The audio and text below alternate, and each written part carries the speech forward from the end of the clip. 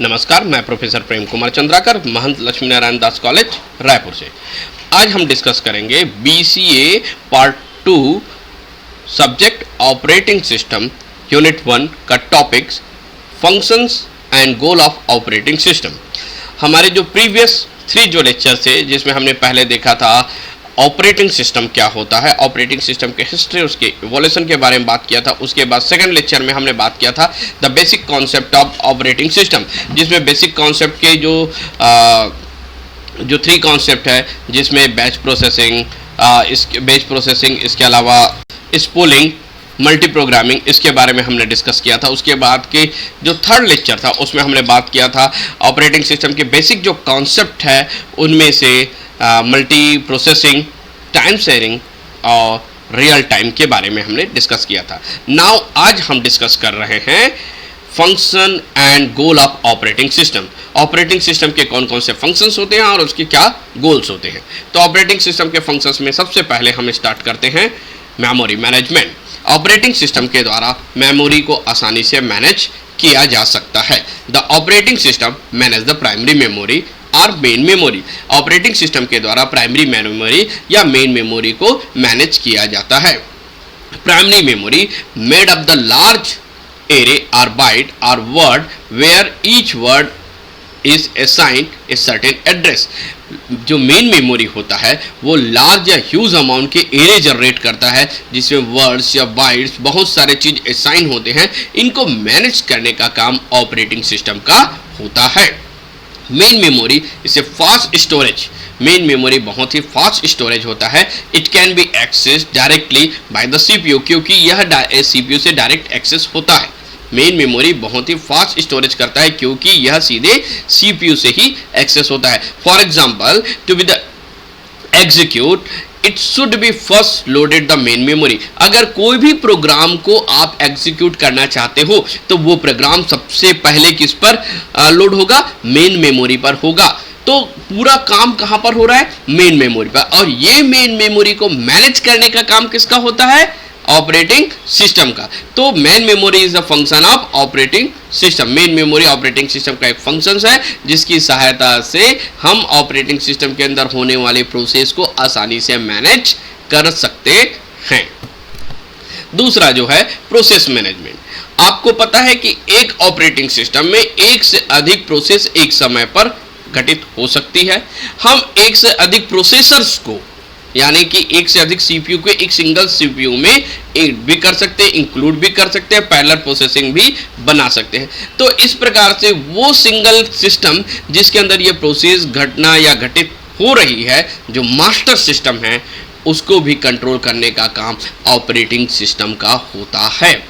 In a multi programming environment the operating system decided the order in which process have access the processor and how much processing time each process has. जब multiple operating system होता है तो उस समय processor ये decide करता है कि उसे किस प्रोसेस को एग्जीक्यूट करना है और उसके लिए कितना टाइम पीरियड अलॉट करना है। वो भी किसके द्वारा डिसाइड होता है? वो भी किसके द्वारा कंट्रोल होता है? ऑपरेटिंग सिस्टम के द्वारा ही कंट्रोल होता है। This function of operating system is called process scheduling. इसको हम कहते हैं ऑपरेटिंग सिस्टम का प्रोसेस शेड्यूलिंग भी कहते हैं। तो सीधे शब्दों में कह सकते हैं कि प्रोसेस शेड्यूलिंग को ऑपरेटिंग सिस्टम के द्वारा मैनेज किया जाता है। नेक्स्ट है डिवाइस मैनेजमेंट। जब आपके ऑपरेटिंग सिस्टम में डिफरेंट टाइप्स ऑफ डिवाइसेस एक साथ कनेक्टेड होते हैं, पेरिफेरल डिवाइसेस जो होते हैं वो जब एक साथ वर्क करते हैं तो उनको मैनेज करने का काम भी ऑपरेटिंग सिस्टम का ही होता है। An operating system device communication via with respective drivers. जो जितने सारे भी जो उनके कम्युनिकेशन डिवाइसेस है वो किसके द्वारा ऑपरेट होते हैं? ड्राइवर्स के द्वारा। और ड्राइवर्स क्या होते हैं? सिस्टम सॉफ्टवेयर, यूटिलिटी सॉफ्टवेयर्स होते हैं, जो कि सीधी तरीके से किसके कंट्रोल में होते हैं? ऑपरेटिंग सिस्टम के कंट्रोल में होते हैं।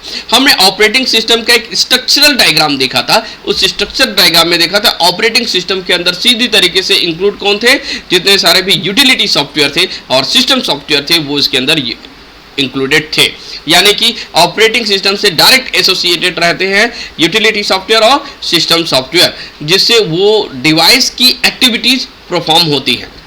मान लीजिए हमने यूएसबी ड्राइवर्स हमने डाला या फिर एक सीडी ड्राइव डाला, तो ये इस प्रकार के जितने सारे ड्राइव्स जो हम डाल रहे हैं उन ड्राइव्स को मैनेज करने का काम भी ऑपरेटिंग सिस्टम का ही होता है। जिसके अंदर ट्रैक को उसको परफॉर्म करना है, उनको प्रोसेस को डिवाइड करना है, किसे डिवाइस के अंदर लाना है, किसे डीएलोकेट करना है, किसे लॉन्ग टाइम तक रखना है, किसकी रिक्वायर्ड नहीं है, ये सारी चीज प्रोसेस डिवाइस का मैनेज करने का काम ऑपरेटिंग सिस्टम का होता है।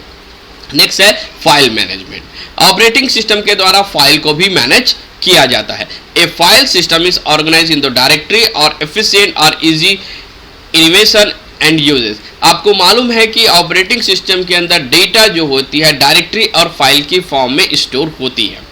तो किस डायरेक्टरी पर कौन सा फाइल किस तरीके से स्टोर हो रहा है उसको मैनेज करने की, यानी डायरेक्टरीज और उसकी फाइल को मैनेज करने का काम भी ऑपरेटिंग सिस्टम का होता है। यानी कि सीधी शब्दों में कह सकते हैं कि ऑपरेटिंग सिस्टम के द्वारा फाइल को मैनेज किया जाता है। दिस डायरेक्टरी में कंटेन द अदर डायरेक्टरी और अदर फाइल। एक डायरेक्टरी के अंदर दूसरी डायरेक्टरी हो सकती है, उसके अंदर और डायरेक्टरी सब डायरेक्टरीज होते हैं, उसके अंदर फाइल्स हो सकते हैं। इन सब को मैनेज करने का काम किसका होता है? ऑपरेटिंग सिस्टम का होता है। Next, security management. Operating system के द्वारा हम सिक्योरिटी को भी मैनेज कर सकते हैं।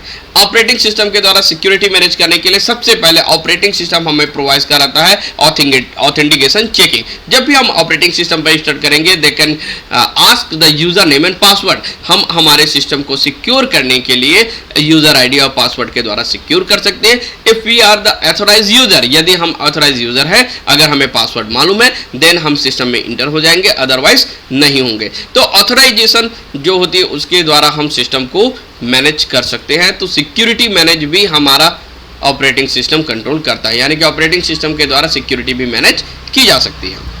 नेक्स्ट है control over the system performance. System के जितने सारे भी कंट्रोल्स है उसको भी ऑपरेटिंग सिस्टम के द्वारा कंट्रोल किया जा सकता है। Monitor all the system help improve the, जितने सारे भी आपके प्रोसेस जो चल रही है, जो कंट्रोल्स ओवर हो रहे हैं, जो परफॉर्मेंस हो रही है, उन्हें भी मैनेज करने का काम ऑपरेटिंग सिस्टम का ही होता है। Job accounting. जब हम बात करेंगे जॉब की, अगर at a time multiple job हमारे ऑपरेटिंग सिस्टम में इंक्लूड हो जाते हैं, एक समय पर एक से अधिक जॉब जब रिस्पॉन्स देते हैं, मल्टीपल प्रोग्रामिंग की जब बात करते हैं, मल्टीटास्किंग की बात करते हैं या मल्टी प्रोसेसिंग की बात करते हैं, तो उस समय जो जॉब इनकाउंट होते हैं जब वो आते हैं तो उनके लिए सीपीयू शेड्यूलिंग बनाना और किस मेथड से उन्हें हमें एग्जीक्यूट करना, उसके लिए कौन से ग्रुप बनाना, कौन से रिसोर्सेज को एलोकेट करना, ये सारी चीज मैनेज करने का काम भी ऑपरेटिंग सिस्टम का ही होता है। Operating system keep the track of the time and resources.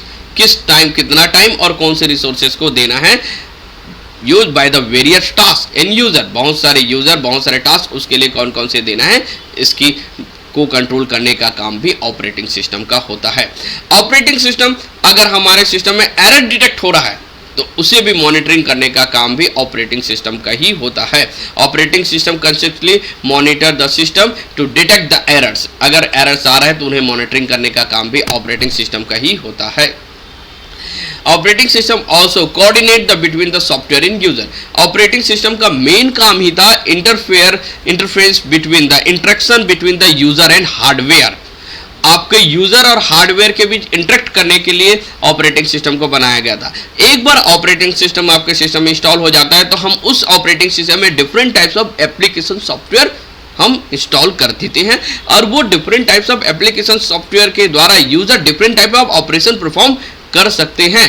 तो यूजर और सॉफ्टवेयर के बीच में जो कोऑर्डिनेशन होता है उसको भी कंट्रोल करने का काम ऑपरेटिंग सिस्टम का ही होता है। अब हम बात करते हैं goal of operating system.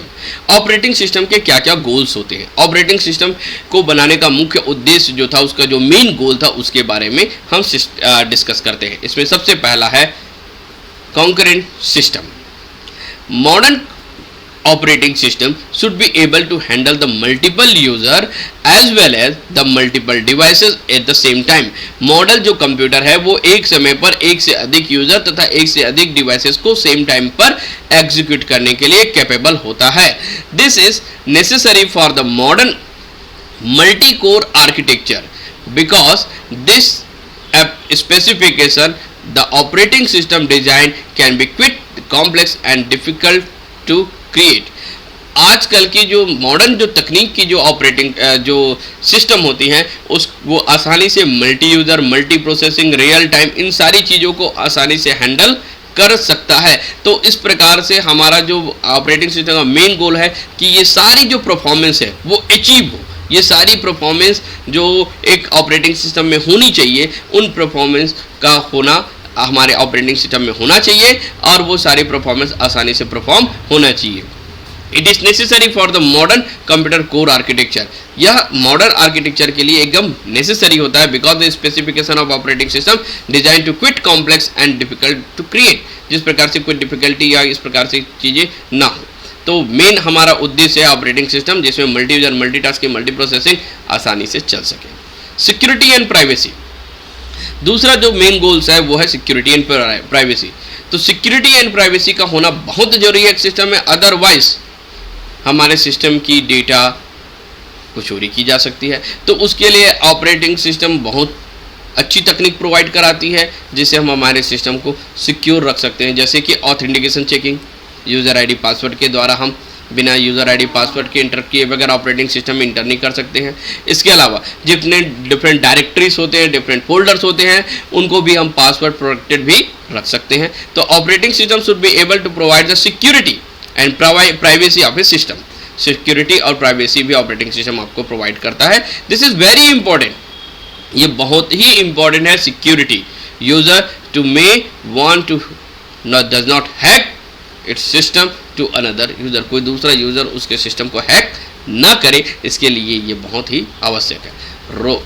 Resource sharing, main जो गोल्स में से जो तीसरा गोल है रिसोर्स शेयरिंग, ये बहुत ही इंपॉर्टेंट है क्योंकि अगर एक सिस्टम पर केवल और केवल एक ही यूज़र काम करता रहता, सिंगल यूज़र एक सिस्टम पर काम करता है, इन दैट सिचुएशन उस सिस्टम की CPU यूटिलाइजेशन पूरी नहीं हो सकती है।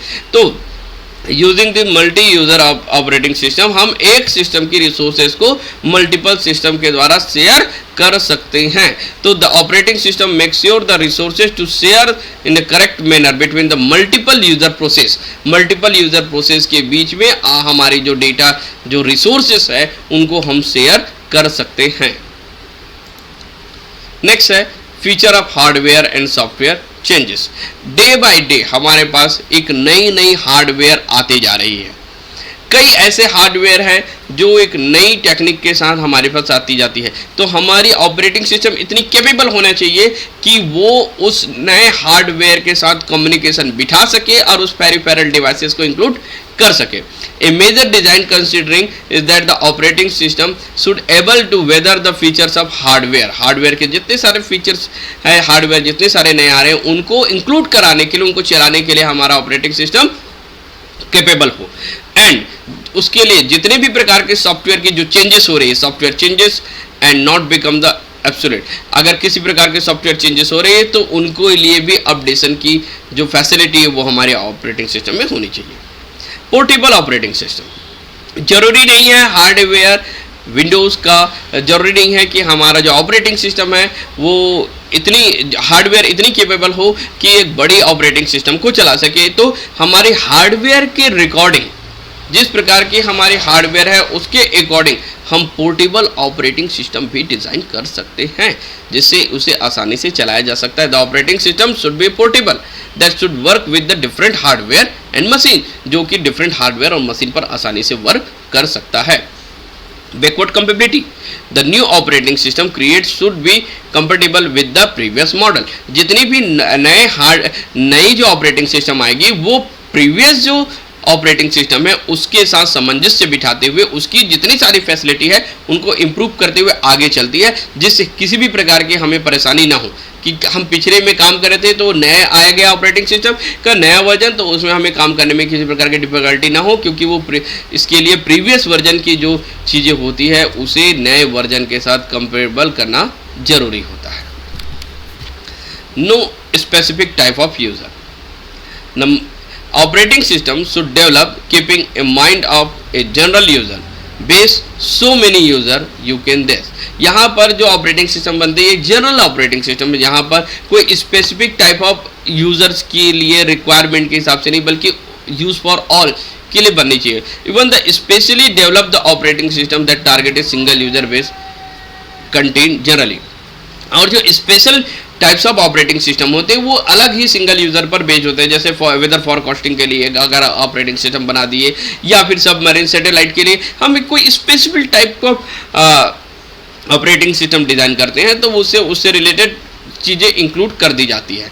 परंतु नॉर्मली जो ऑपरेटिंग सिस्टम बनते हैं जैसे विंडोज़ ऑपरेटिंग सिस्टम की बात करें तो विंडोज़ ऑपरेटिंग सिस्टम सामान्यतः सारे यूज़र के लिए सभी के लिए यूज़ फॉर ऑल होती है. तो आज के हमने इंटायर टॉपिक में डिस्कस किया. हमने सबसे पहले ऑपरेटिंग सिस्टम की जो फंक्शंस है उनके बारे में डिस्कस किया, फिर उसके बाद हमने डिस्कस किया goal of operating system. Thank you.